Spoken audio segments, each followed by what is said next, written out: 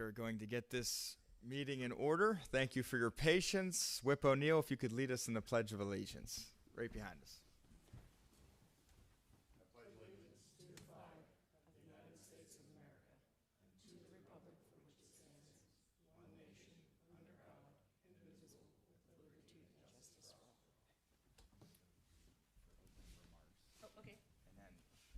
Everyone introduce themselves and we'll go to you. All right, if the members could introduce themselves, starting with Representative Mostello. Thank you, Chairman Kale. I am Marcy Mostello, State Representative out of the 11th District of Butler County. Representative Josh Kale, Beaver, Washington County. 44th District, which is welcome to Wynn Township. Tim O'Neill, 48th Legislative District, Washington County. Rob Mercuri, 28th District, Pine Richland, North Allegheny, Hampton, and West Deer. All right, and this is being live streamed as well, and there could be a couple members joining us in person too. So just for the testifiers, know that this is being live streamed, and we'll have people watching there as well. Representative Gatos, thank you for having us to your lovely district here, Moon Township. If you'd like to give some brief opening remarks, and we'll get the hearing started from there. Thank you so much, Chairman Kale. I greatly appreciate you willing to hold this hearing on a very, very important subject, and that's affordable health care. Affordable health care is probably the number one, I'd like to say number one issue that's facing small businesses. It's certainly among the top three next to small businesses dealing with energy costs.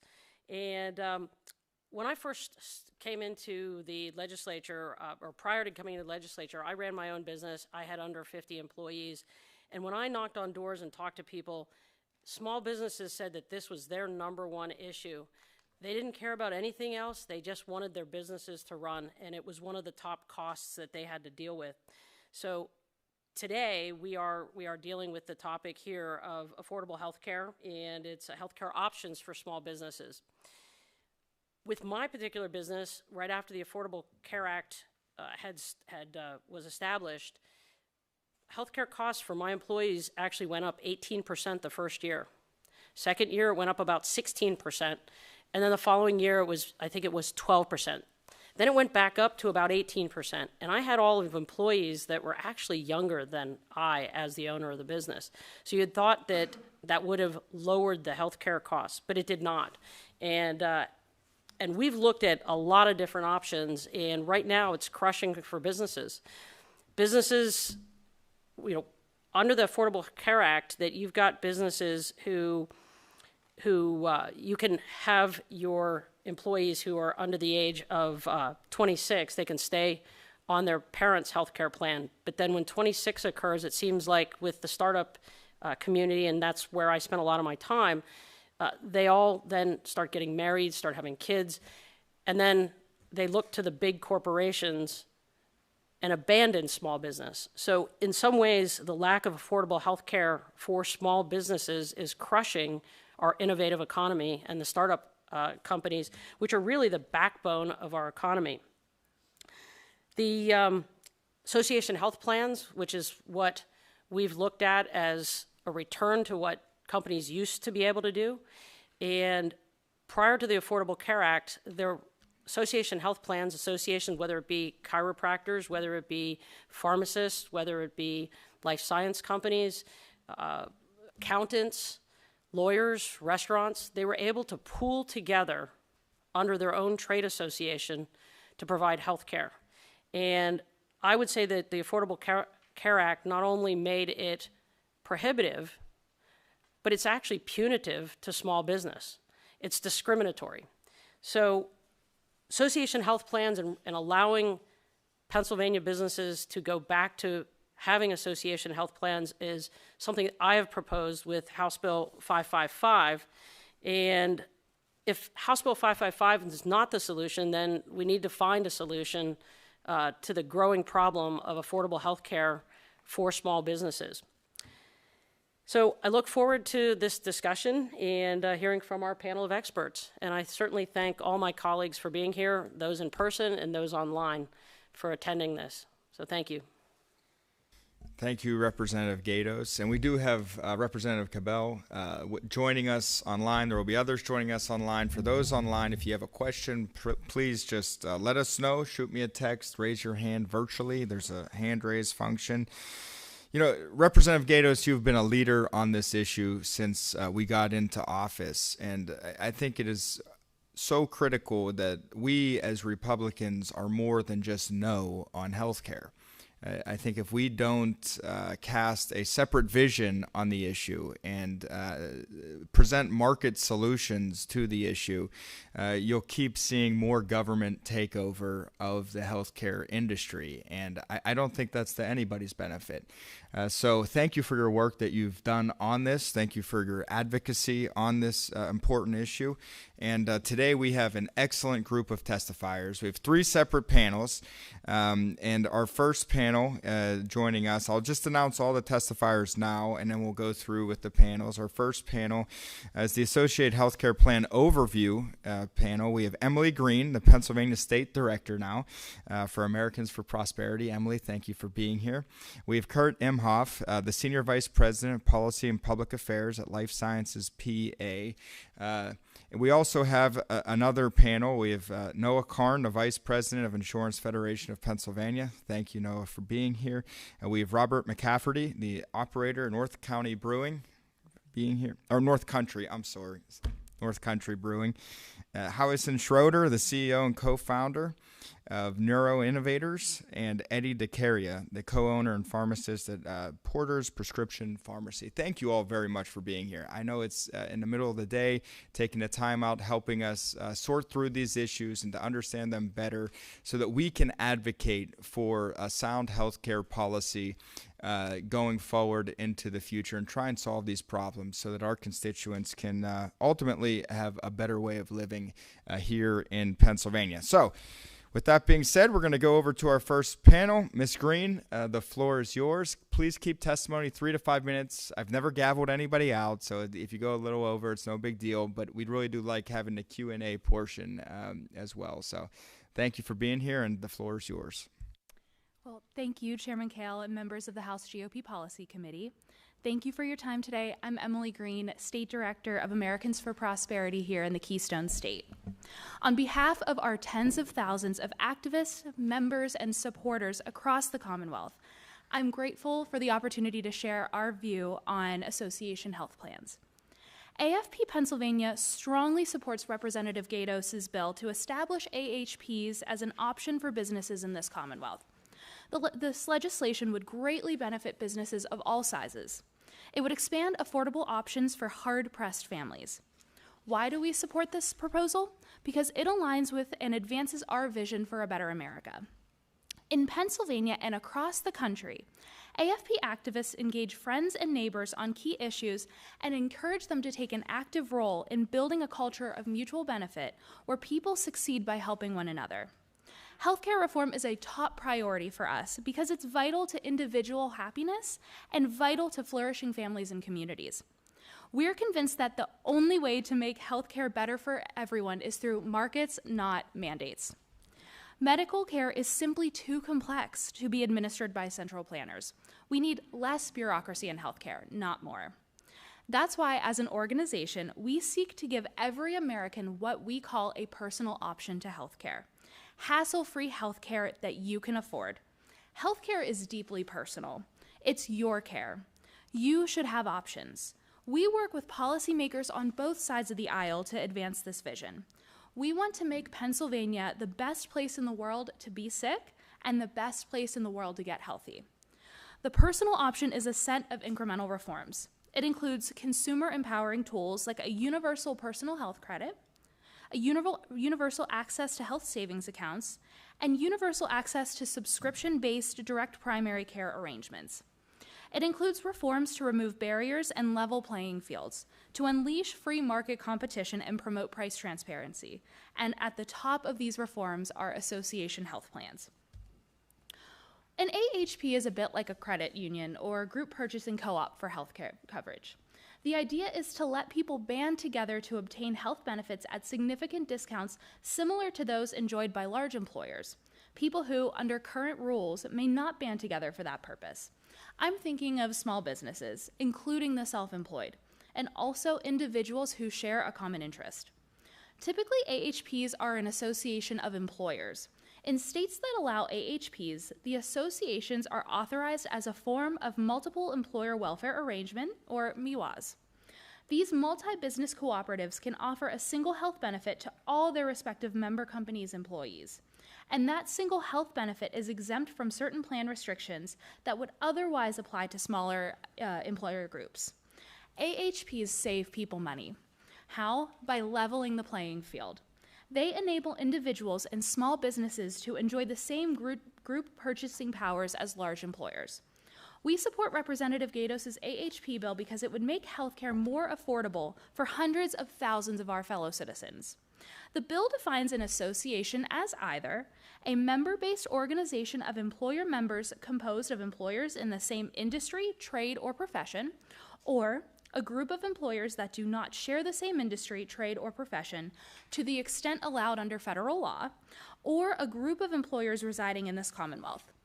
Importantly, the Gatos bill defines the term employee to include the self-employed, sole proprietors, and independent contractors. This is extremely welcomed and enlightened. The self-employed face some of the highest hurdles when it comes to finding affordable health insurance options. And the Obamacare exchanges, while open to the self-employed, do not address those hurdles. The coverage is just too expensive and the provider networks are just too narrow. For the self-employed, AHPs represent a long overdue lifeline. What about the claim that AHPs would cherry-pick the healthiest risks and drive up premiums overall? That's not a risk under this bill. This bill requires that AHPs not condition their membership, benefits, or pricing on individual participants' health status or medical history. AHPs would like any other form of employer-sponsored group health plan. Would the AHPs offer skimpy coverage? No. Under federal law, the benefits would still have to comply with the Federal Affordable Care Act. Like other health plans, AHPs would be subject to the ACA's essential health benefits requirements. The coverage would not be skimpy. Are AHPs a vehicle for fraud? No, because AHPs in Pennsylvania would be well regulated.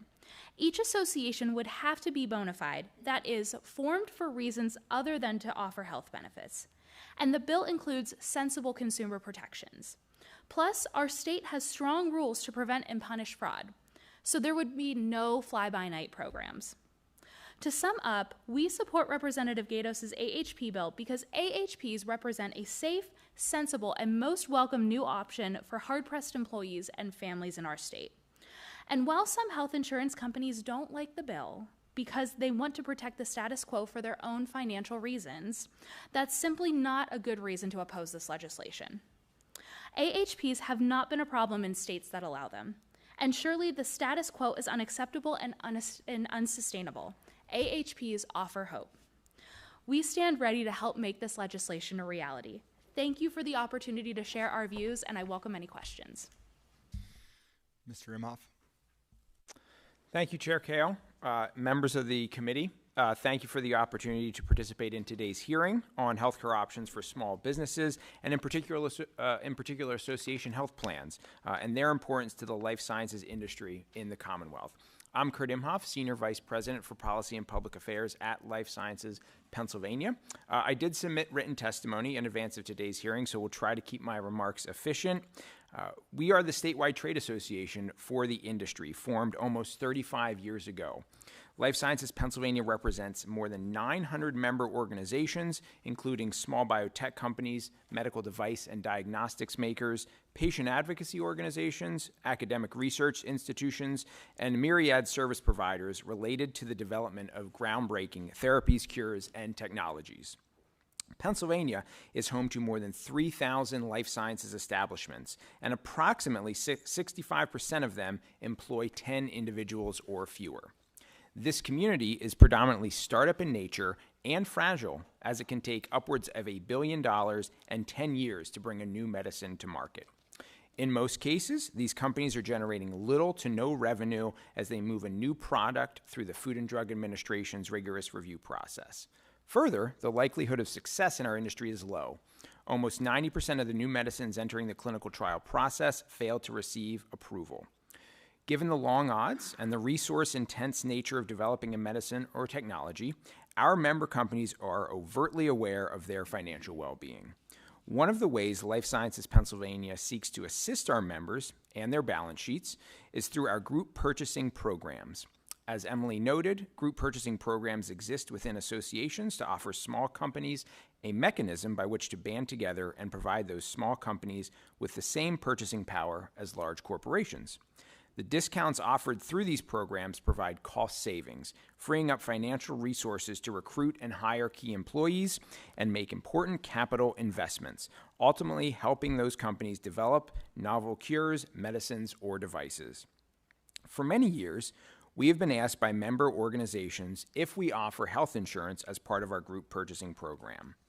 While we have not been able to offer our companies this benefit, the same group purchasing dynamics exist in the health insurance marketplace, whereby large corporations utilize their purchasing power, in this case their large pool of employees, to leverage better deals from health insurance providers. By making association health plans a cost savings offering for organizations like ours, Pennsylvania will be providing life sciences companies and organizations, especially those in the startup and nonprofit community, a critical financial and quality of life incentive to locate and grow in the Commonwealth. To that point, I want to highlight two excerpts I received from member organizations.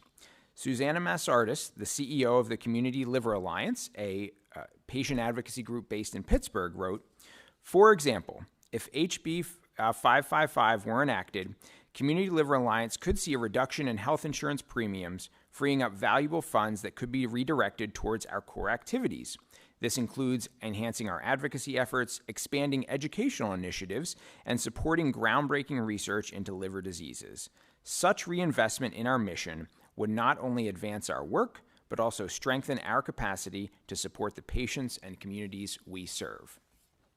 Additionally, Larry Zanna, the president and CEO of Consentia Pharma, also in Pittsburgh, wrote, "For small businesses and startups, the inability to provide comprehensive health coverage creates a substantial competitive disadvantage in attracting and retaining top talent. Skilled workers may be reluctant to leave positions at larger companies with established benefits packages for opportunities at smaller firms that cannot match these offerings. AHPs can help small businesses overcome this obstacle by offering health insurance options comparable to larger companies. This improved ability to provide health benefits can also be crucial for entrepreneurs and founders, fostering a more dynamic and competitive business environment, which in turn promotes innovation and economic growth. In short, these early-stage companies require many years and significant resources to bring a product to market, and it is incumbent upon organizations like ours, in partnership with public officials, to provide them with the tools necessary for success in Pennsylvania. We are always supportive of expanding the toolbox our members can use to invest more resources in the Commonwealth, and it is for these reasons that Life Sciences Pennsylvania strongly supports House Bill 555 and appreciates Representative Gatos' efforts in this endeavor." Thank you. All right, we're going to open it up now for questions, but before we do, I want to mention that we do have three members that have joined us online, Representative Shern, Representative Rigby, and Representative Armanini. You all know the drill. If you have a question, just hit the hand mark on the app or just shoot me a text. Representative Gatos. Thank you, Chairman Kale, and thank you for my colleagues for joining online as well on this very, very important issue. So thank you so much for testifying. I really appreciate it. Can you tell me a little bit more about, like, what did companies do prior to the Affordable Health Care Act?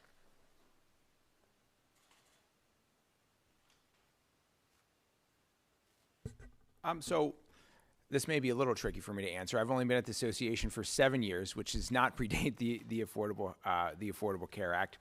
We will have a member that's participating in the third panel that maybe can speak to that question a little bit better. But as far as I know, they. I don't think they could. Some companies, I think, some entities were able to operate association health plans in years past, and they were able to offer significant savings through those plans.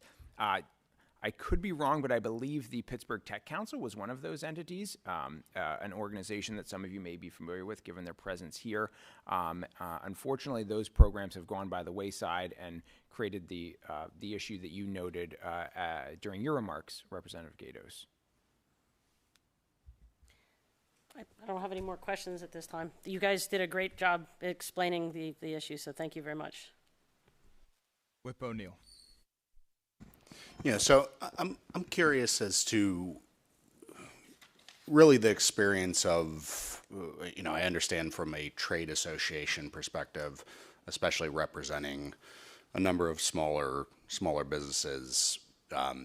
Prior to being elected, I worked in healthcare, or excuse me, I didn't work in healthcare. I worked in human resources, where I managed healthcare plans on behalf of the company that I worked for. So I'm familiar with the healthcare industry in general and what we actually participated with a large scale corporation, but there are things in the market such as captives and various options in order to approach healthcare options in the market itself. I mean, can either of you are either of you able to speak in regards to what else is there in the market for the businesses that you're representing here?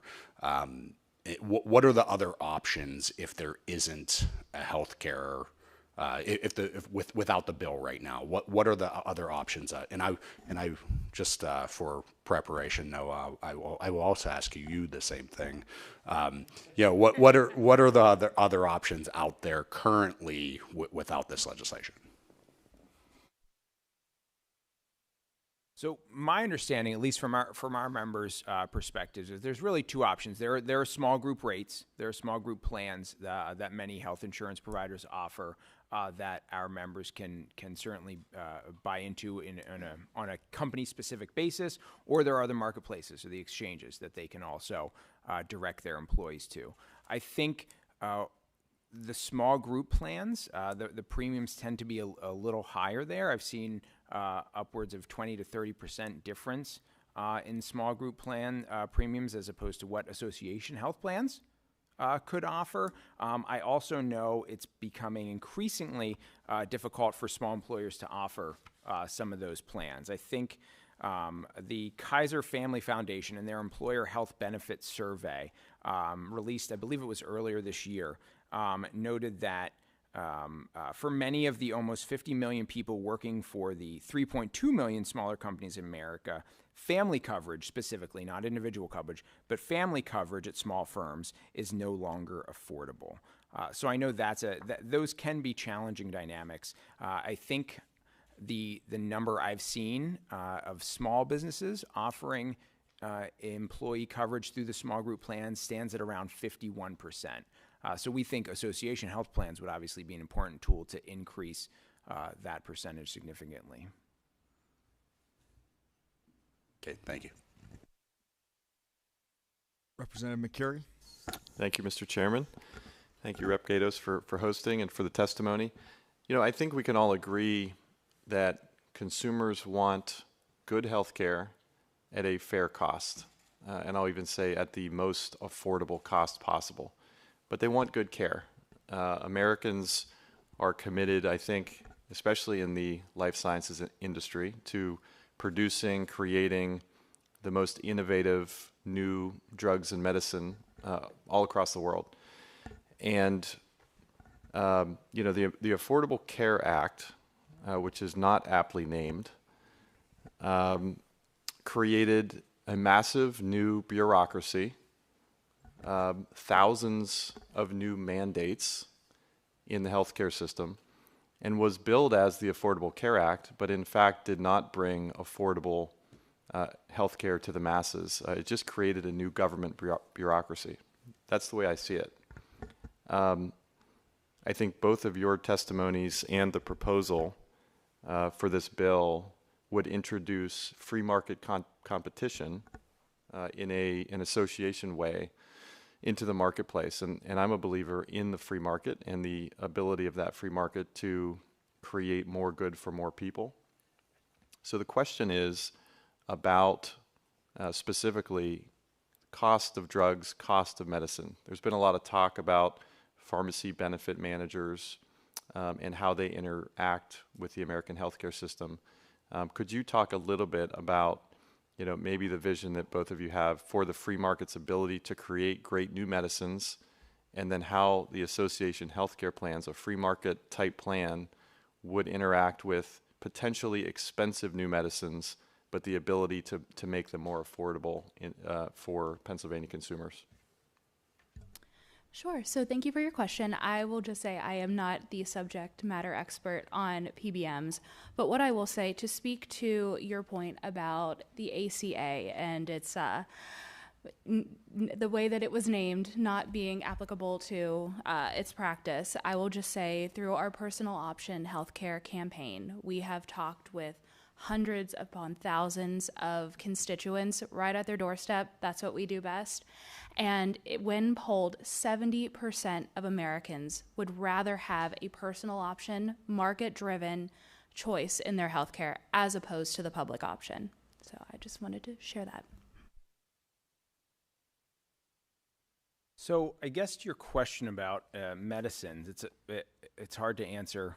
Well, we could set up a whole nother hearing, obviously, on the price of prescription medicines and what that means for affordable health care. I think at the highest level, to your point, we see this as a choice, another option for our member organizations to use that is affordable but allows them to expand their R&D efforts to create new medicines and technologies. On the PBM side and taking all that into consideration, I don't know that I'm prepared enough to comment on exactly how association health plans would address that issue, other than to simply say, our member organizations, as you noted, are working to develop novel medicines and cures that keep patients out of the costliest care settings in the healthcare system. We appreciate efforts and acknowledge, the work that the House just did and the Senate just did on PBM reform bills in Harrisburg, and we are open to the idea of value-based payment arrangements and other outcomes-based contracting discussions for some of the new therapies that we see coming to market, particularly in the cell and gene therapy space. So I think, maybe juxtaposing those ideas along with, another option for our small member companies, they really point towards just thinking about our healthcare in different ways and more innovative ways, frankly. All right. Any other questions? I know we got to keep the hearing moving, but I do have a couple of questions. And Ms. Green, what you mentioned about polling and where people are, and I couldn't agree more just talking to constituents in my region. I think you're exactly right, but I think a problem is when there's only one option out there, when there's only one side really talking about this issue, and it's always more government, more government, more government. I think it's incumbent on us, and I appreciate the work that your organization does to advocate for market solutions, because we do have to be out front on these issues, or else the only option people are going to hear and the only way to solve all the problems in healthcare is more government if we're not out there advocating for things like we're doing today. And Representative Gatos has led on that, and she's articulated that beyond just this type of thing, the PBM thing as well. She was instrumental. But I'm curious, what's the rationale for not having this now? Could you help me understand that a little better?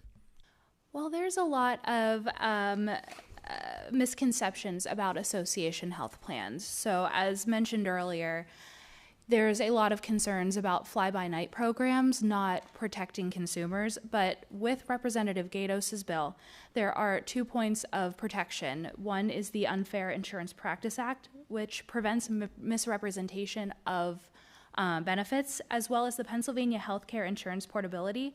So that ensures that the Commonwealth is the sole sovereignty over regulation of healthcare insurance. So this is certainly something that comes with a lot of protections, and we certainly endorse the legislation's movement. And to your point, too, about just talking with consumers about a need for something different. I think it's not lost on anyone in this room that divided government can sometimes end in gridlock. But what I will share is when the Trump administration in 2018 took action to expand association health plans on a federal level, allowing sole proprietors and independent contractors, North Carolina passed legislation in a Republican-held General Assembly that would allow for association health plans across the state for independent contractors, sole proprietors. And this made it into law, and it passed the Democrat governor's desk without his signature. So this is something we can absolutely do here in a divided government, and I look forward to the opportunity of getting this to Governor Shapiro's desk. And just one more question. It's a more general question. What is driving the costs of healthcare? It just keeps every year it keeps going up and up and up. It seems like beyond what everything else is doing. If you could speak to that. So my short answer is government involvement, but I'll pass it to Kurt for his. I think certainly agree with Emily and her assessment there, and inflation generally obviously is contributing to increased costs across the board, and I know that's the case for all different components of the healthcare system. That is remarkable. The stated purpose of the Affordable Care Act and government getting involved is to cut down costs, and the exact opposite seems to be the result. Thank you all very much for being here to testify. We are going to go to our next panel, a panel of one. We have Noah Karn with the Insurance Federation. Take your time. No rush getting out. But Mr. Karn, when the floor is ready, the floor is yours.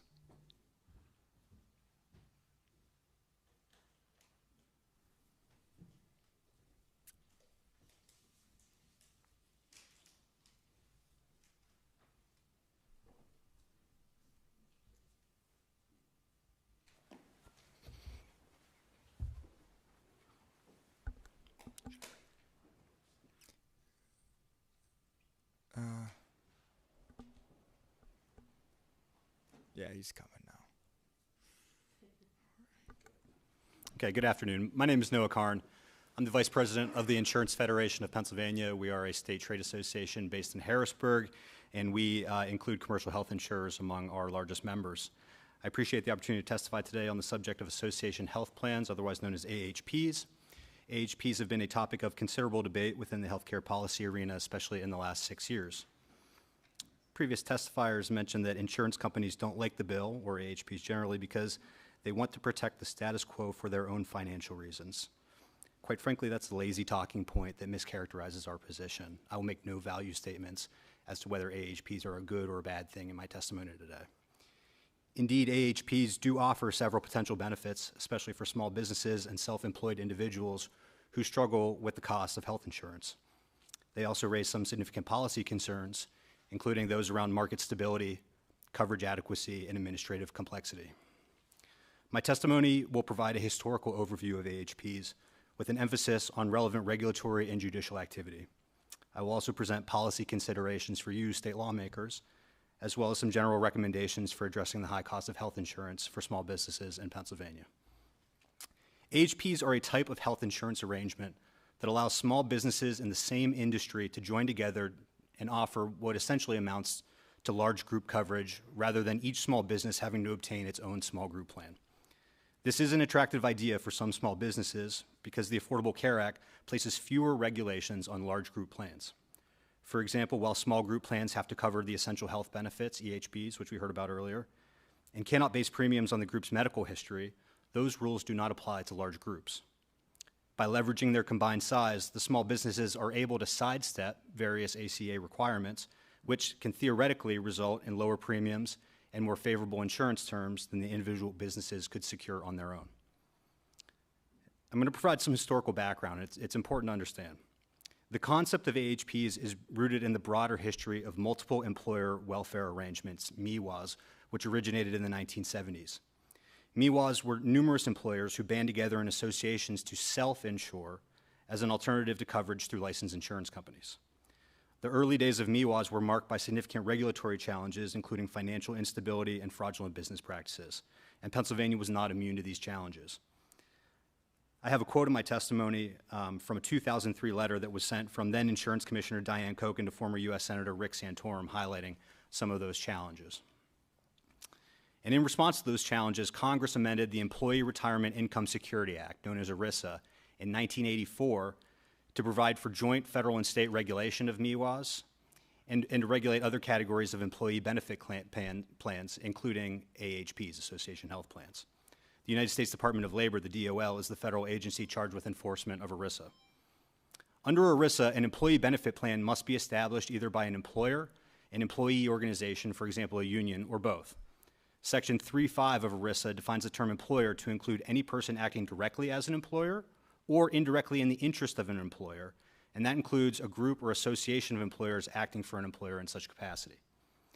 Going back to 1979, the DOL interpreted this definition to allow employee benefit plans to be established or maintained by, quote, a bona fide group or association of employers acting in the interest of its employer members to provide benefits to their employees.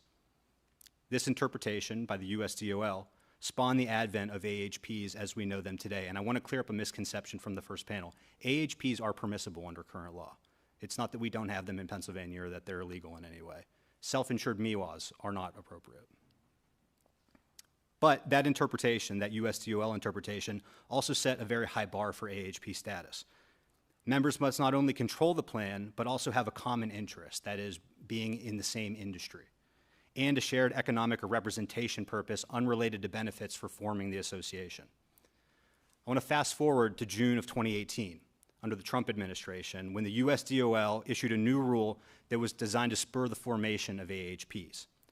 Specifically, the rule sought to loosen the criteria under which AHPs could be formed, allowing more small businesses and self-employed individuals to join these plans. And it all circles around the definition of an employer under ERISA. The 2018 rule relaxed what is known as the commonality of interest standard, which allowed groups or associations of disparate businesses in the same state or metropolitan region to have a sufficient common interest. Under the pre-rule guidance before 2018, geography alone was insufficient to establish commonality. The 2018 rule allowed the group or association to have the provision of health coverage as its primary purpose. Again, the pre-rule guidance, as well as Pennsylvania law, required that the group or association exist for purposes other than providing health benefits. And Representative Gatos, I know that that is addressed in your legislation. And with respect to sole proprietors or independent contractors, the 2018 rule allowed self-employed individuals without common law employees, and they were under the reg were referred to as working owners, to join association health plans.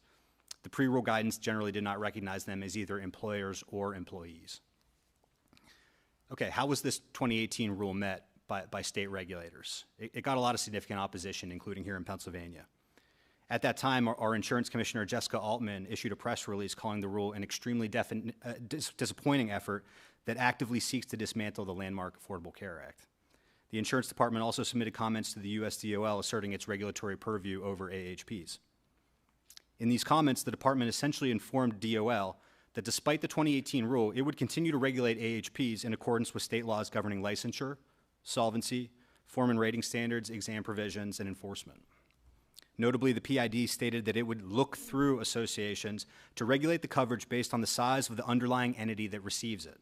For example, coverage sold through an association to a small business wouldn't qualify as large group coverage. It would still be subject to the same ACA standards as any small group policy.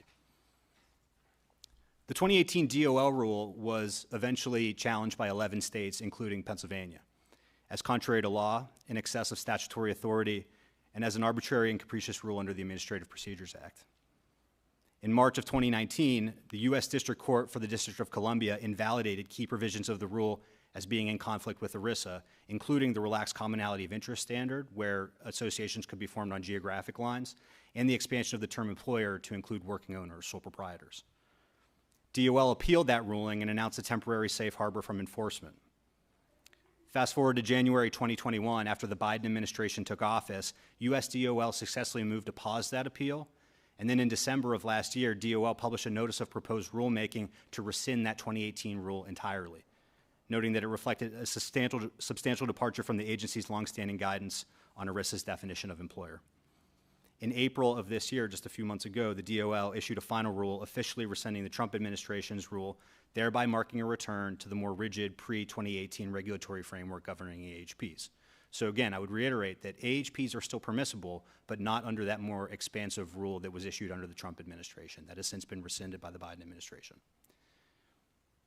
Increasing access to affordable health insurance is a laudable goal, one we share. And AHPs do offer several potential benefits for small businesses and self-employed individuals. These benefits include potential cost savings, access to insurance coverage that might be otherwise unavailable or prohibitively expensive, and flexibility in plan design. And while AHPs can offer advantages, they also present some challenges, including adverse selection and market destabilization. AHPs that offer less robust coverage and aren't subject to the same underwriting and rating rules that apply to the small group market may attract younger and healthier populations, leaving the small group market and individual markets with a higher proportion of older and sicker individuals. This adverse selection can, in theory, drive up premiums in the broader market, making insurance coverage actually less affordable for everyone. And I say that with the acknowledgement that there are protections built into the bill in Section 4102.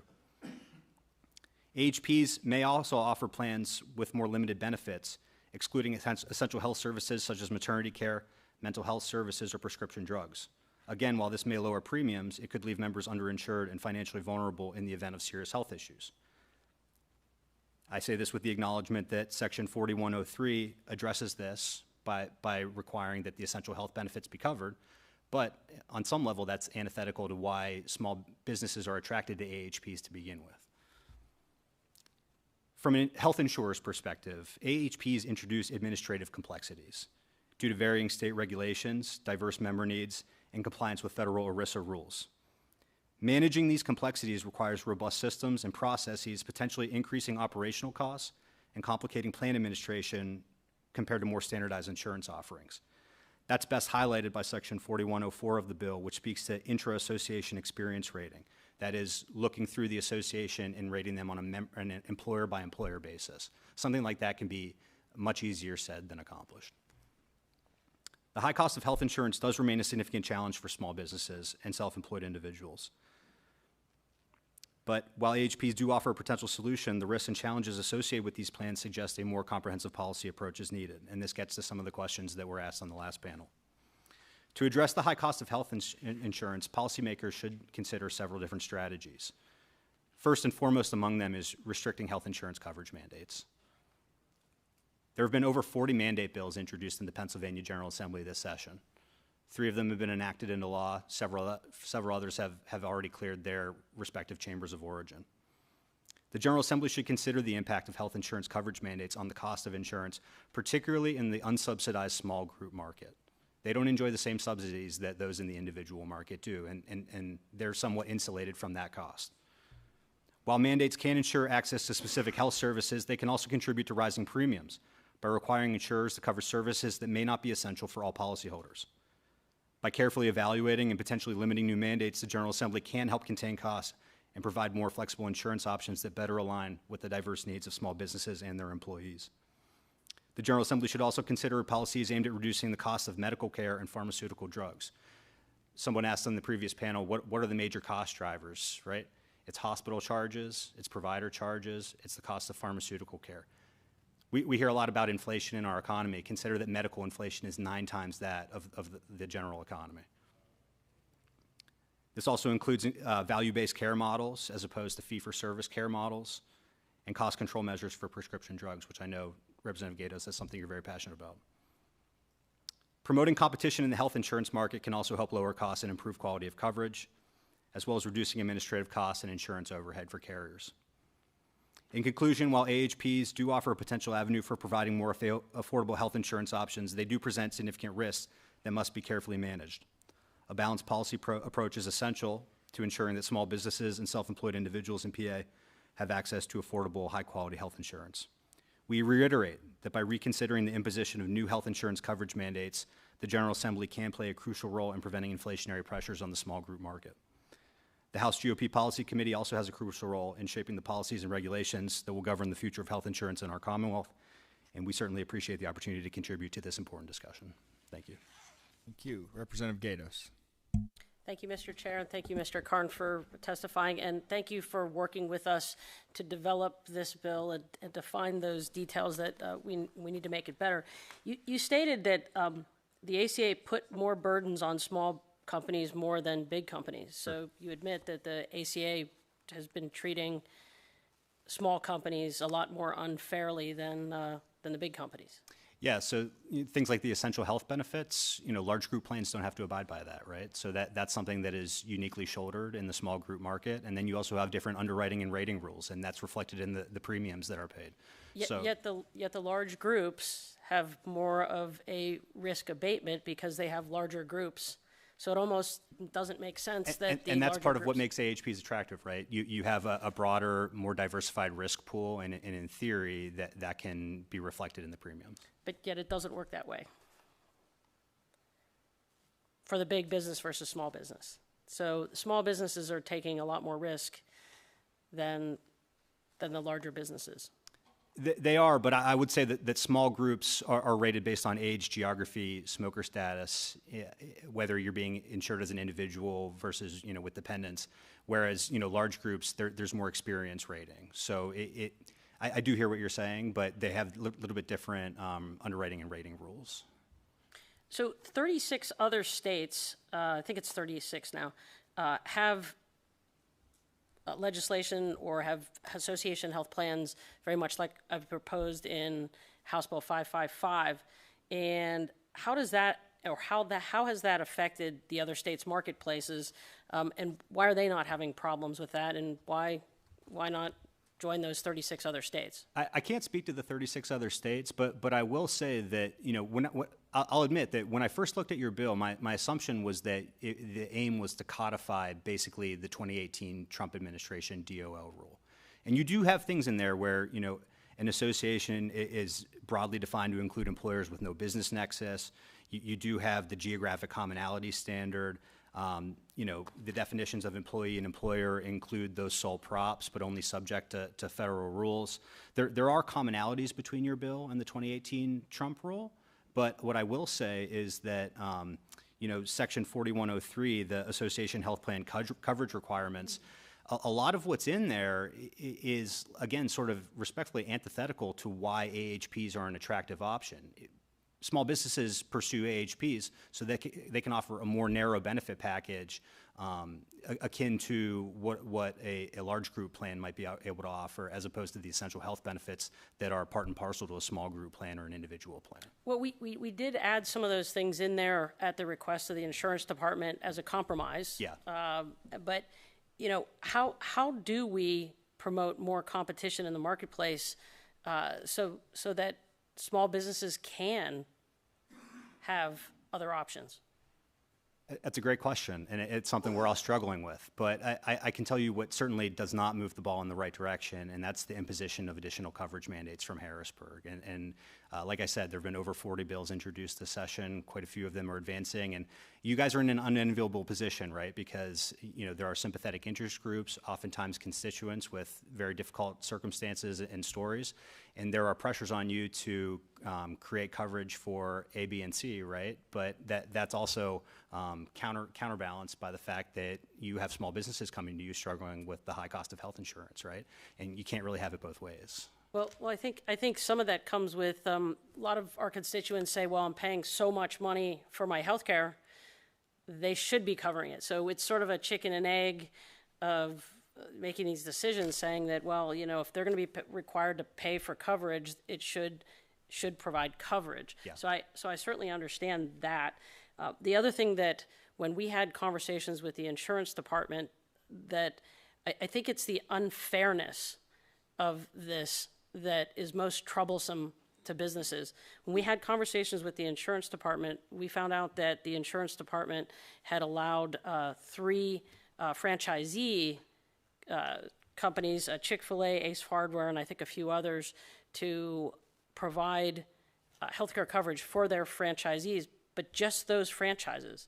When we brought that to the attention of the insurance department, they said that, well, they have the discretionary authority and that any company could indeed go to the insurance department to request a waiver so that they would have that authority, that discretionary authority. But, our view is that this discretionary authority is basically picking favorites if they are not going to make it public on what those healthcare plans are that were provided to those particular franchisee. I know you're not with the state insurance department, but those are the kind of things that make small businesses very frustrated, because essentially the insurance department is allowing some of these to occur, but they are choosing and picking their favorites without making that public. And that's something that we would like to see perhaps even added in here to say that, look, there has to be transparency on which companies that they are allowing, because we have a number of other franchise owners that would love to have coverage from their franchise, whether it's a pizza, Blaze Pizza, they've got 3 or 4 pizza shops, and why can't the major corporation provide that for the franchisees? Well, it's prohibited right now in Pennsylvania unless you beg the insurance department. So that's just an example of the frustration that small businesses face. And I do appreciate you as the Insurance Federation working with us to try to hone this piece of legislation. But I do agree that, a lot of the healthcare costs come from coverage that people don't need. And that frustrates a lot of small business, because if you think about it, small businesses in and of themselves, they are risk takers. Sure. That's what built this nation. They take calculated risks, and ultimately it could end up being higher costs for them if they have a member of an employee who, let's say, has a chronic illness, et cetera. But, that's not the free market. And so we are trying to have House Bill 555 impart the free market to enable us to lower these prices down. So I really welcome the opportunity to continue working with you to try to get this bill to pass. We're all about market solutions, and something you said in your introductory remarks, we totally agree with, right? For every dollar that you're spending on health insurance, that's a dollar that's stifling wage growth for your employees. And those are dollars that are spent in the community, and it has certainly a trickle-down effect. I believe that personally. And, we support any initiative that will ensure high-quality health insurance at an affordable price. We share that mission, and we look forward to working with you. Thank you. You seem to have excited our members online. We have a number of members that are joining us now online as well. Representative Shalaba has joined on the second page. I can't see that there. So Representative Shalaba, if you do have a question, just shoot me a text. And Representative Rowe and Ledbetter have joined since I've announced. And if I've missed anyone, I apologize. But before we go to the questions online, Whip O'Neill. Thank you, Chairman. So real quick, back to the question I already told you I was going to ask. Just if you could very briefly, I understand that could be a very broad, big question, but very briefly talk about the current medical insurance landscape on what are the options around health insurance for small employers. And for the most part, I think what we're talking about in regard to insurance for small employers is employers with 50 employees or less. If again, as briefly as you can, the chairman's already asking me to be brief. So describe what those options are, how they compare to AHPs, again, as briefly as you can. Your options are as the business, in theory, you could self-insure that risk, but that's not really a financial reality for a lot of small businesses. You can purchase a small group plan. You can take steps to promote marketplace individual policies for your employees, or you can pursue association health plans under this pre-2018 more stringent guidance. Those are sort of your options. Okay, so in the general, really the large picture benefit of the AHP would be to basically pull risk and get lower premiums, similar to a large employer. There's an economies of scale argument to be made that these smaller businesses conglomerate together for increased purchasing power and negotiation leverage, that together as an entity that they would not have to abide by certain ACA requirements, right? So the benefit package is narrower, but also the risk pool becomes broader and more diverse, and you're not subject to the same underwriting and rating criteria that you would otherwise be subject to as a small group plan under the Affordable Care Act. So two real quick follow-ups, just two examples, and then I'll end before I get yelled at. I'm familiar with things like a captive insured situations, which is a group of employers coming together to form an organization solely for the benefit of healthcare, as well as professional employment organizations, which professional employment organizations do offer they typically do payroll services as well as offer medical insurance as a pooled group of separate employers. So how would an association health plan be different than those two situations? I'd have to get back to you on that. All right. Good job. Thank you, Mr. Chair. Thank you. Representative Cabell. Thank you, Mr. Chair. And please excuse me, I'm traveling the beautiful 117th district of the Commonwealth of Pennsylvania here. So if I might have a little issues with hearing, but if you guys could hear me. Mr. Chairman, you asked a question earlier. I have a quick statement, Mr. Carr, and then I have a question for you. But not to state the obvious here, but we asked like what contributes to the cost of insurance going up well past the rate of inflation, and I push people you can kind of find this in a quick Google search. I always seem to bring this up, but I want to keep hammering it home, and the answer is obvious, but this chart shows, if you can kind of visualize, it shows the rate of inflation going across the right, and obviously inflation has gone up recently, but it shows other services and goods that have tracked higher and lower than inflation. And on the lower end is all your consumer goods, your especially consumer electronics, cell phone services, televisions, computers, innovation. Private sector innovation seems to bring costs down. And on the higher end of it, the ones that are just exploding past the rate of inflation over the last 25 years, you have college tuition, college textbooks, hospital services, medical services, insurance costs. And what we can all kind of identify there is the common denominator is government subsidization, government involvement. So to your point, Mr. Karn, like we need to keep the government out of this more so, and the more administrative burdens that's put on your industry, the healthcare industry, the higher the costs will go up. So that's my quick statement. My question for you, Mr. Karn, is Pennsylvania is losing businesses every single day, losing losing people every single day, workers, especially of the younger generations, to other states, other more competitive states. My question for you is what states are doing it best, and what are they doing? What could we do to kind of model after what they're doing on the insurance side to try to bring costs down? I was an owner of a small business for a long time, and it would keep me up at night, the cost of our health insurance. And I'm really happy to hear, Representative Gatos is leading the charge here to try to help these small businesses. But what states are doing it best that we can kind of model ourselves after here in Pennsylvania? I can tell you which states are not doing it best, and it's states in our region, right? And you talk about the rate of inflation. I had mentioned earlier that for as high as it is in our general economy, the medical rate of inflation is 9 times higher.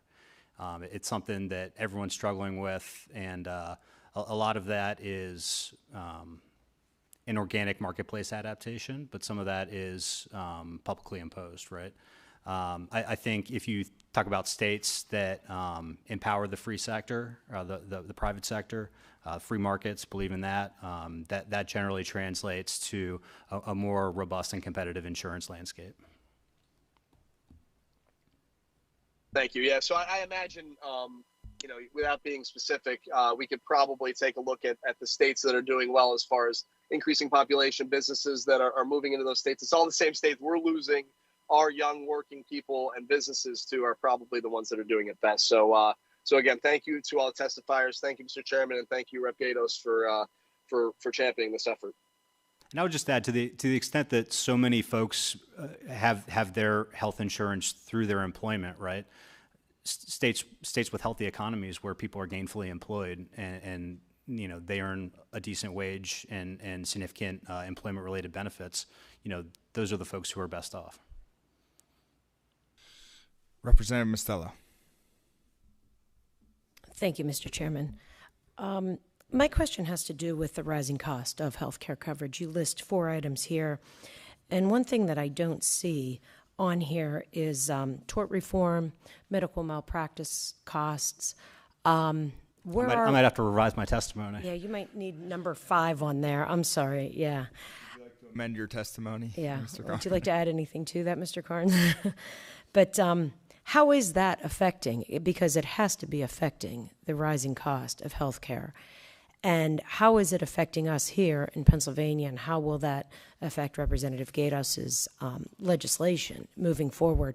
Because I'm sure that is a huge cost to all of this that's, just missing from your testimony here. Yeah, so businesses don't pay medical malpractice insurance, right? Providers pay that, but it does have an inflationary effect on the provision of healthcare services for sure. You may recall that a few years ago, our state Supreme Court rescinded its medical malpractice venue rule, which required that cases be filed where the cause of action originally occurred. And what you see in Pennsylvania is consolidation of healthcare systems, right? So, for example, University of Pennsylvania Medical Center is in Lancaster County. Under the venue rule, if the cause of action occurred in Lancaster County, that's where the suit would be heard.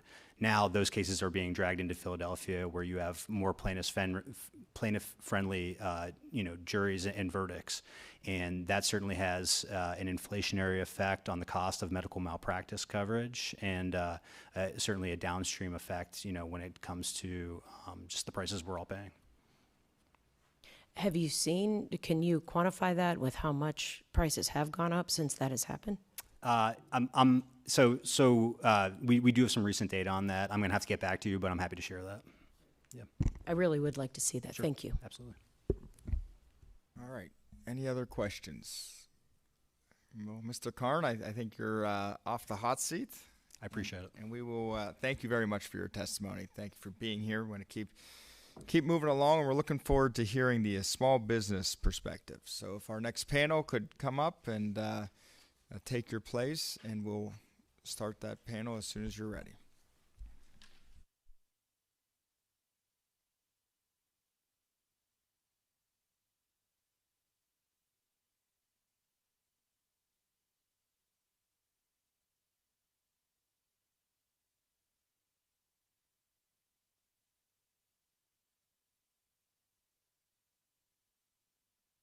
Mr. McCafferty, the floor is yours. Thanks, everybody. I really appreciate being invited here today, and definitely always appreciate Representative Gatos' strong fight for this bill. So, and thanks everybody that attended today and spoke earlier. Really, I mean, I'm Robert McCafferty, Bob. Jody and I opened North Country Brewing Company in 2005. It was a struggle to get the building renovated, everything, and we're just really happy to open and our own first business together. And we provided health care for our family members and our staff family members. We were happy to do it from day one. Our insurance provider at the time said it was, the platinum benefit package. It was 0 deductible. We went for health care and for our employees and our staff and everybody. And we went for the best benefit package, and we would pay 100% for people. Younger staff members, we would offer 25% if they wanted more high wage packages. So we still do have a broad spectrum of folks in their 60s working for us, into their 20s working for us. And unfortunately, over the years, so 2005, 6, 7, and 8, and 9, basically was a phone call with our insurance broker. It was really just, one meeting in 4 years, I think. the rates went up 2%. He called me when it went up 6%, but then the following year it went down 4%. And since the implementation of the Affordable Care Act, though, we aren't able to find the best coverage for our employees. It is about, as far as restricting benefit packages, and you're kind of forced to, because you just can't afford other options. So from zero deductible, we now are at $3,000 deductible, which used to be paid 100% for everybody, families, everybody, whether they had pre-existing conditions or not. A server working 25 hours a week, for instance, her whole family was on our plan. It didn't matter how many hours you worked. We just offered healthcare for healthcare. Now it really isn't about healthcare. I mean, yesterday, for instance, our rates went up 11.5 starting September, but they've gone up every year since the implementation of the Affordable Care Act. And the only options we do have are, going through insurance brokers, and they have different ways of looking at how much that's going to cost you. And when it costs the business, Jody and I have to think about how it costs our staff more for less every year. And so to me, it really, the conversation of what better benefits, it is always about cost for small businesses, because the other costs that inflation was mentioned and everything, that's being felt by everybody. And so to remain viable and to offer jobs, you have to look at our staff and as a business remaining open to offer those jobs. It's always a juggle, and you don't know year to year how much that percentage is going to go up. Thankfully, I was able to negotiate through the National Restaurant Association. After, if you look at my written testimony, I did have an op-ed in 2010 based on what I thought would happen with the ACA and how it was going to be rolled out. And unfortunately, a lot of the price points and everything that you heard today have come true. Also, in my written testimony, we did have, when the ACA rolled out, we decided to grow. It was happening right at the same time. So we grew from 60 employees to what ended up being 223 employees before COVID. Literally when we offered our benefit package, we had more people on our healthcare program than we do with 223 employees because of the price. And so it's just a shame, in my opinion. We grew, even knowing the ACA was going to be happening. We grew in 2012. We grew in 2013. We were happy to do it and create more jobs. But the whole time, this became a bigger and bigger challenge. I think it was 2017, unfortunately, we had a team member get cancer, and our rates, basically the two providers in the state of PA at the time, nobody wanted our business. They inflated to a 70%, 75% increase from prior year. And it was just, in the restaurant world, when your profit margin is 6%, literally, you can go south of 6 pennies per dollar really quick. And it was just unaffordable for the business. It was unaffordable for the staff. And so thankfully, networking with National Restaurant Association and I sit on the board of National and Pennsylvania Restaurant and Lodging Association, thankfully having those entities available and people to work with, I was able to meet with Jessica Altman and her staff. I was actually able to get grandfathered into an AHP. I want to say there's only 5. Last I heard, there's only 5 of us in the state that are on the AHP and grandfathered in. That was literally the only way I was able to continue to offer any health care at all. And, it was just a little disturbing. They're kind of more interested in gaining more numbers in their exchange they were developing at the time. And they did mention the fraud that occurred earlier in the 80s. But again, with all the the way the ACA is written, to me, it just I didn't buy the reasoning at all. But again, if we didn't have the associate health plan right now, and the rates go up because everything is going up, and but it's not 75%. It wasn't the 25%, the 19% year over year since the implementation of ACA, and to juggle that and go from zero deductible to $3,500 deductible, and then you are actually just you're not talking about healthcare anymore. You're talking about surviving. And I just want to end with a quick note, too, respect everybody's time today. You know, when I looked at it just last night after meeting with the insurance broker yesterday, just to look at one of our managers and what salary they're at and their family, you know. Right now we're still staffing up since COVID, so I believe, I want to say we're at 155 employee load, and we have 14 people on our benefit package. Out of all those people, 14. Like, I'm honest, I'm being honest, when we had 60 employees with one location, we had more people because we had great benefits. And for a restaurant, you know, we're the only one in the Tri-County area up north of Butler County that offered healthcare as a restaurant in 2005. But now, again, it's changed to be like, well, look at your manager, you know, you pay 50% now across the board, instead of the 100 that you used to. So when you look at a salary of 70,000, he's literally going to be paying, we're actually paying him 82,000 a year, and then he's actually making $58,000 a year because of the cost that we're looking at for September's renewal. And I have to have this conversation with him. And actually, lately, every September, I do have a lot of employees that just want me to pay the fine and let them go on Penny. And Penny does great marketing work. Everybody wants to be on it. And so you are, like, competing with the government's own health care package. And the other thing that happened is a lot of restaurants have quarter two doesn't look good. Just getting the numbers for restaurants in our state.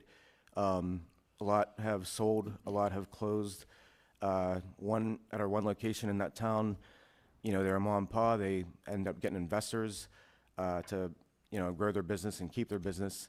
Well, the one investor has another business with a large employee roster. So right there, it's basically like he has his own associated health plan. So for mom and pa, like Jody and I, you know, they can offer better benefits because they have a bigger roster to choose from.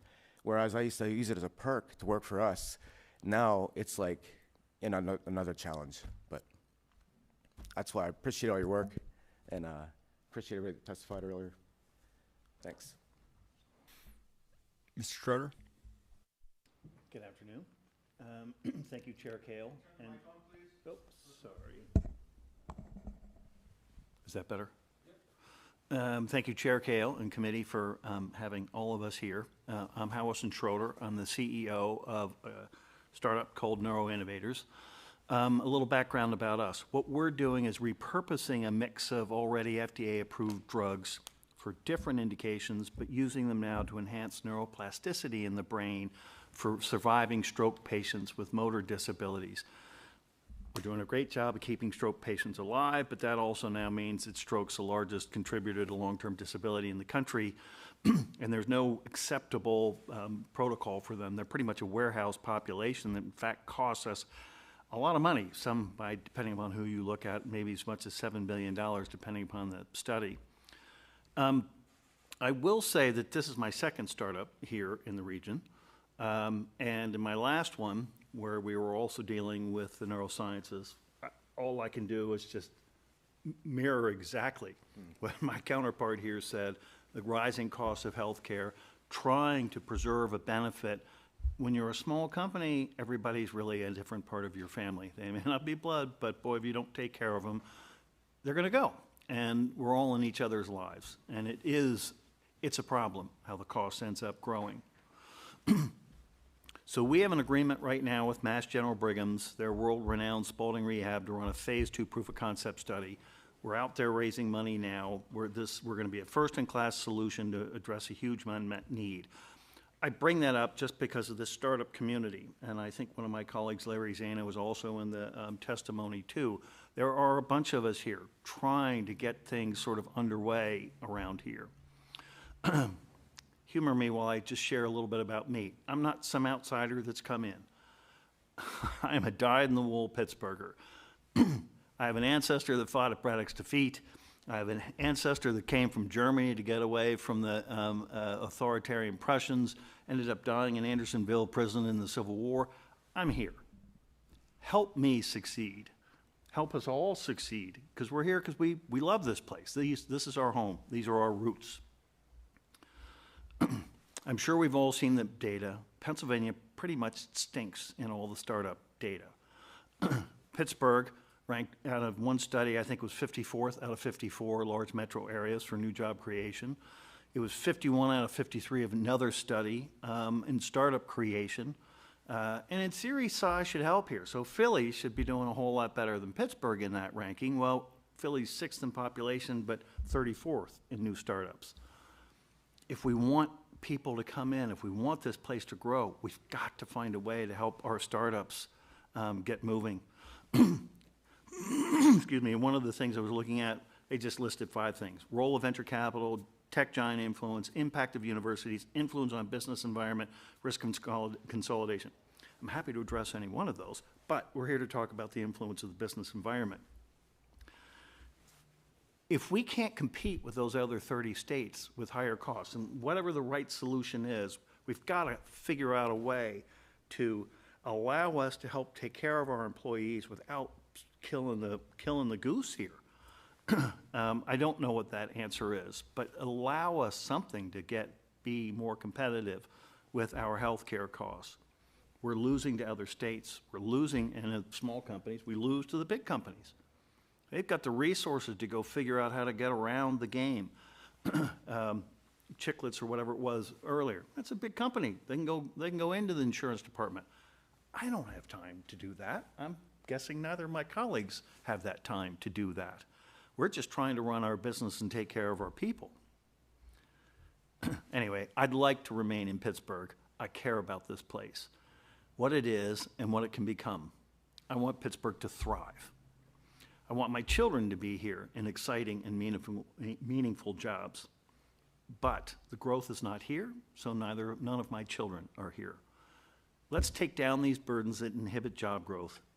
Let's get together and figure out how to create jobs. New jobs means a growing tax base and tax revenues. Thank you. Right. Mr. DeCaria. Thank you for the opportunity to be here today. I'm sorry.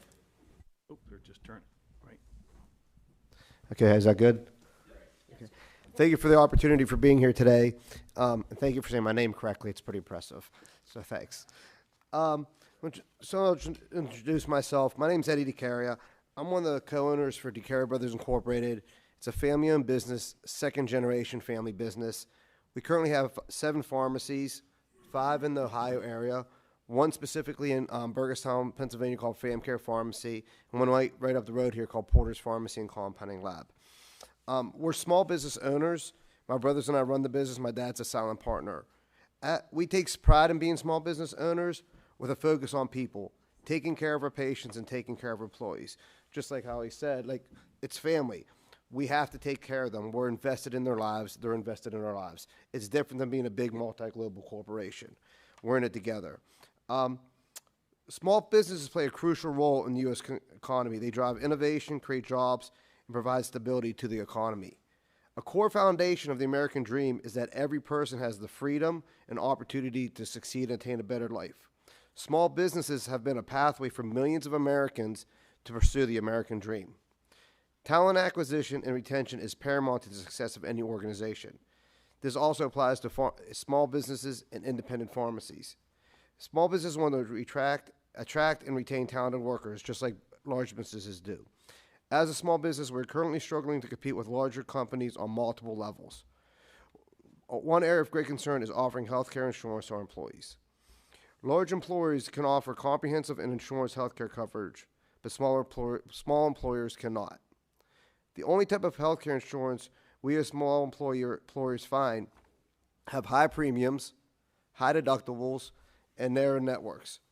Over the years, we have seen large increases in our premiums with less access to care. Like Bob said, we pay more for less. We pay more for less. Year after year after year, we pay more for less. The current healthcare insurance marketplace makes it exceedingly difficult for a smaller business to keep employees, not to mention the current state of the insurance marketplace and barriers it provides. They will result in large economic consequences from constituents having less access to health care. There are also personal health care ramifications of Pennsylvania's having limited access to health care. One model I'd like to bring up is school districts. They're able to pool their resources to receive better health care for school employees. Specifically, as a reference, Allegheny County Schools Health Insurance Consortium is an example of this. The government recognizes the benefits of allowing school districts to group purchase. Why not allow small employers to group purchase for health insurance too? Why can't the same be done for small businesses? Why would school districts be treated with preferential treatment to help their employees? We want to help our employees also. Having the ability to group together, small businesses will have the opportunity to offer better benefits with a broader provider network at a lower cost. Something we can't do today that limits our ability to attract and retain talented workers. Our family-owned business wants to offer comprehensive and affordable coverage to our employees. But right now we can't. All we have access to is health insurance with high premiums, high deductibles, and narrow networks. That hurts us as a small business, and it hurts our employees because they cannot access the care that they need and deserve. Again, we pride ourselves on being a people business. Small businesses are people, taking care of our patients and employees. Our employees are Pennsylvania constituents as well. They need help. Allow us to help them. Small business owners, again, are at a competitive disadvantage. We want the ability to compete on an even playing field and to aggregate with other small businesses for better access to health care. I'm asking the legislature to support HB 555 to give the opportunity for small businesses to compete and thrive. Thank you for allowing me to testify. I'm happy to answer any questions you have. All right. Representative Gatos. Thank you, Mr. Chair, and thank you, Eddie, for testifying. And, you know, Porter's Pharmacy has been an instrumental part of our community, providing health care and pharmacy services to our community. So thank you very much for that. How many total employees do you have? So across 3 states, we have roughly 90 to 95. And how many do you have in Pennsylvania? Ballpark about 23 to 25. And how do you compare the cost of health care in the state of Pennsylvania to the cost of health care that you're paying for the other individuals in other states? We are grouped together, so it's one flat fee. However, one of our biggest challenges is that we have employees in 3 states. We have to have access to multiple health networks: UPMC, AHN, Weird Medical Center, Heritage Valley, East Liverpool Hospital. And it may seem like a problem unique to us. I don't know where you're more north, but in Western PA, when we've received job applications, it's very, very common to get people from West Virginia and Ohio coming up. They're migrating up here for work and jobs and opportunity. So this isn't a unique situation just for ourselves. Anyone in the Robinson area, South Point area, I have people who will drive an hour up here because there's more opportunity and jobs here. So I guess to answer your first question, it's expensive. And going back to what I said earlier, we're a people business. It's very challenging to come in and say to someone, we can't let you see your oncologist who saved your life. We can't let you see your cardiac surgeon who saved your life. And we've made decisions to do best we can as long as we can, keeping the insurance we have. So when the ACA was passed, you were told that you could keep your plan if you liked it. Yes. Was that true? Not necessarily, no. Okay. No. Thank you. All right. Representative Stella. Sorry about that. Representative Gatos kind of asked my question, but Bob, to you sit on the national board. So whereas Mr. Dakaria sees it in 3 states, you're seeing it in 50, I would assume, right? So what are some of the the ACA is a national act. Right. So is that a problem in all of the other 47 states that were not mentioned before? Or is there something, going on that we could do better here in PA? Well, there's, I believe, 30 states that want to have an associated health plan allowed. And I want to say, last I looked, there's 14 that do have associated health plan. It just, the numbers, I don't know that well, though, to be honest, what the difference would be. I just know that there's definitely more and more states. I believe Representative Gatos mentioned 36 states. So there's a reason why they want to bring them back.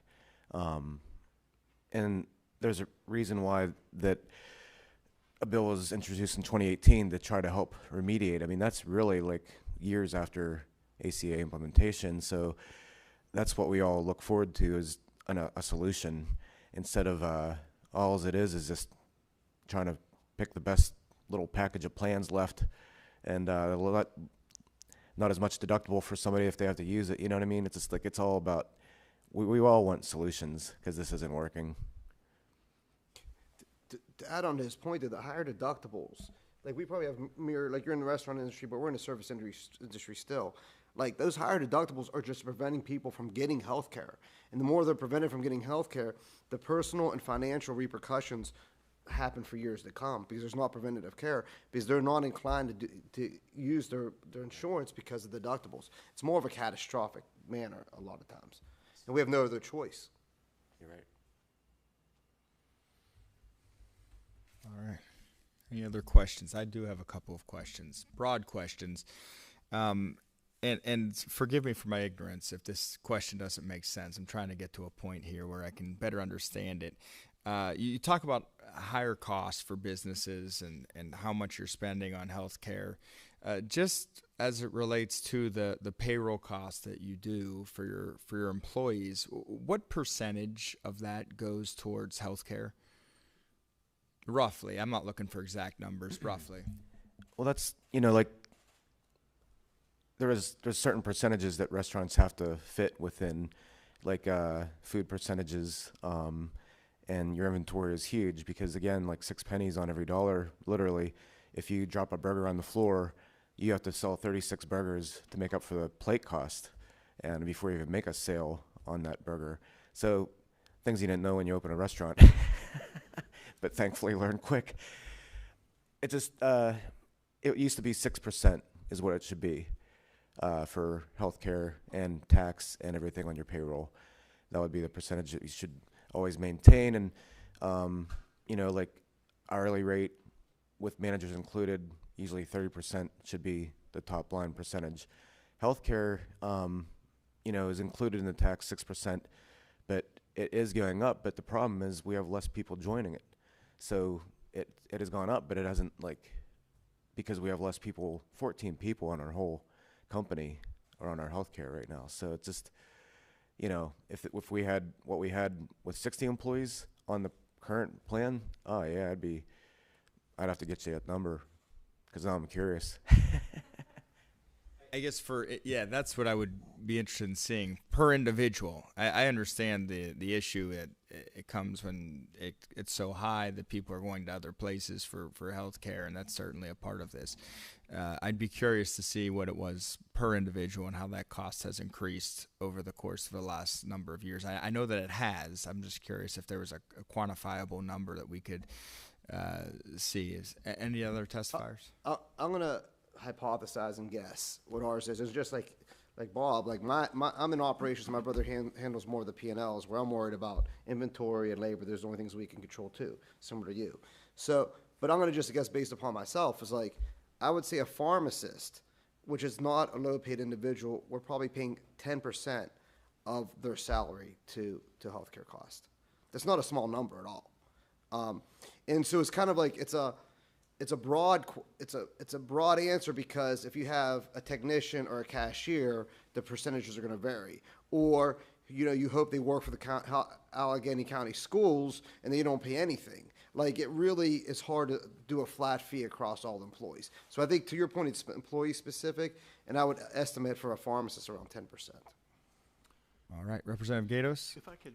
Oh, go ahead. Do you Yes. mind? So part of this, though, is right now we're all sort of sorry about that. Right now, our little company is almost all 1099s at the moment, because we're just getting started. And I think one of the things to look at is this cost at the margin. And we're basically a pretty transportable business. I could be here. I could probably be better off if I were in Boston or Silicon Valley.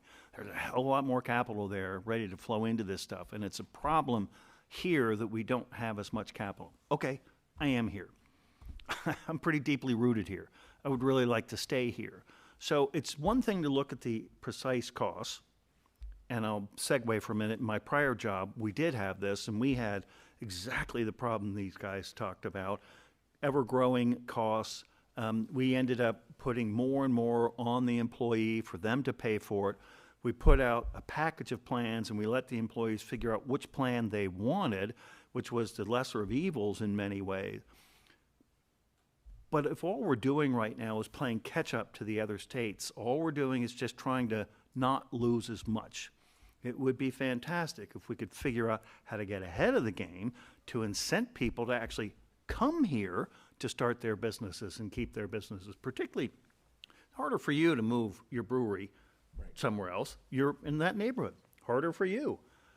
I can go anywhere. In fact, people have said, gee, what about if you put your company up in Canada? We might have more access to capital. What about if you came to Boston? Help me stay here. I'm a Pittsburgher. I'd like to stay here. And I completely agree with your sentiment. You know, the governor talks about competing with Ohio and other states, and man, with all the resources that we have here naturally in Pennsylvania, we ought to be dominating, not just competing. So I'm with you on your sentiments there. Representative Gatos, if you'd like to ask another question. Thank you. So you all talked about, the question was about healthcare and the cost percentage to your company. How many of you pay 100% of your employees' health care, or do they pay a portion of it? Always pay a portion. We used to offer 100%, but now it's 50%. Okay, so that 10% that you were talking about is you paying, the cost to you is 10%, but it really is probably close to 25% because the employees now are taking it out of their post-tax salary. I think we pay 60 and they pay 40. There you go. So it's probably closer to 20% of your employees' cost. Yeah, for a professional employee for sure. Or should it be 20% of the, yeah. No, I shouldn't say lower. Like if it's a lower earning employee, depending on the plan they get, it could even be more. It could be even higher. And it's a challenge. And the biggest problem is the cost doesn't. The deductibles are hard. So the deductibles are hard for. And again, the reason I keep pointing to Bob is we have parallel type service industries, and it's hard for them to come up with the $3,500. Even though, like, if you have means and you could hold it and you have good financial savvy, you understand it's a return on investment with the HSA and all that stuff. But a lot of these individuals don't have $3,500 sitting around in their bank account. That's the challenge of it all. But it's similar, because if I'm trying to get a pharmacologist to move here from California or from Ohio, it's still going to be a cost burden because we can't afford not to have that employee sharing that cost, and it's just chipping into that margin. So it's actually harming lower paid employees more than it is higher paid employees. In my experience, yes. Agreed. Yeah, and then, with the family, though, is just one of the difficult discussions I had yesterday, getting our family rates down. And like I mentioned, like the business paying somebody $70,000, actually we're paying $82,000 a year because $12,000 goes to the health care. And then actually they're making $58,000 because the 50% they pay goes to health care. So it's just... And they don't see that. I hate that I have to even have this conversation, or this is what I can offer. It's like, I'm like not offering anything, I feel, And they don't see that. I didn't mean to interrupt you. They don't see that other $12,000. That's not helping them going to the beach or living their lives or paying their gas. They don't see that we're holding on to. And I think we probably all three have had the same conversations. When we talk to the insurance agents, we talk to the insurance agents, there's limited options for resolution. There's not much problem solving. That's the problem. So hopefully this would allow more chances to solve problems. Thank you. So if I could just add, even yesterday's conversation was, you can have $8,000 deductible and then pay less, and like it's always, if it's going to be less or at least not as big of a jump in percentage points every year, then it's less benefits. And that's the conversation. It's not about the benefit of the employee. Less quality is matched with it. So thank you all very much for being here. I appreciate the panel. And Representative Gatos, if you'd like to give us a brief closing statement, and we'll close out. Sure. Thank you, Chairman Kale. Thank you for all the members who are online and here in person, and thank you for every single person who testified. Your testimony was very valuable, and it's actually heartbreaking.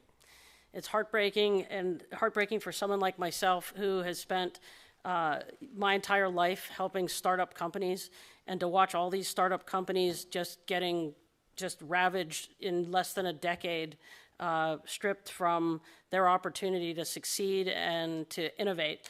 A couple of things that were really clear to me today is a couple of statements. ACA puts more burden on small business than on big business. ACA puts more burden and hurts the little guy more than it helps the collective. The states with more free market solutions lead to more robust businesses. States that have healthy economies are much better off than we are here in Pennsylvania.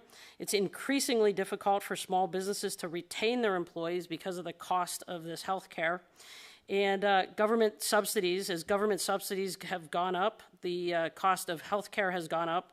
And part of that is also med malpractice laws and tort reform. Venue shopping have also led to the cost of increased cost of medical care.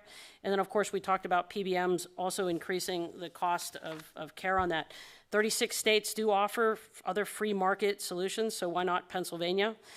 And generally, this is across the board. We have seen it's professional services, chiropractors, accountants, all small medical practices, veterinarians. We have nonprofits. Nonprofits have been also reaching our office saying that increasingly that they are having a hard time finding health care for their employees. It just seems to be that the Affordable Care Act, exactly as my colleague said, is anything but affordable. And I think today's discussion highlighted this significant potential of association health plans to provide this affordable, comprehensive health insurance solution and options to small business, and it can possibly lower premiums. It can at least offer better coverage options for small businesses, and these advantages are vital to the sustainability and growth of our small businesses. House Bill 555 does cover essential health benefits. We recognize that some of those costs, as was pointed out by the Insurance Federation, is that it does lead to those costs and those mandates. But I think we need to come to some conclusion here to solve this problem. The problem is that we are killing our startup economy. We are killing innovation, and energy costs are one part of that, but this is another huge cost to small businesses, and this would really be an opportunity to help provide these, protect small businesses and also their employers.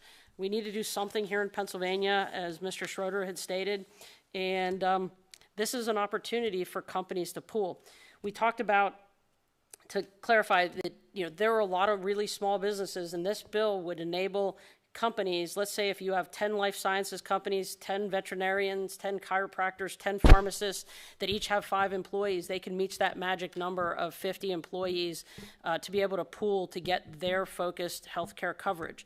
And I believe that they have a right to pick and choose with their employees what kind of health coverage that they want for their company.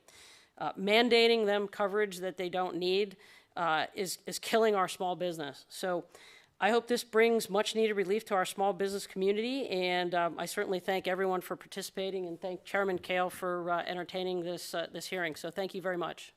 Thank you, Representative Gatos. Thank you for your leadership on this issue. It's my conviction that if we don't put forth our own vision on how to fix healthcare issues with market solutions, the only voice out there is going to be one that advocates for more government intrusion, which we know will make the marketplace worse.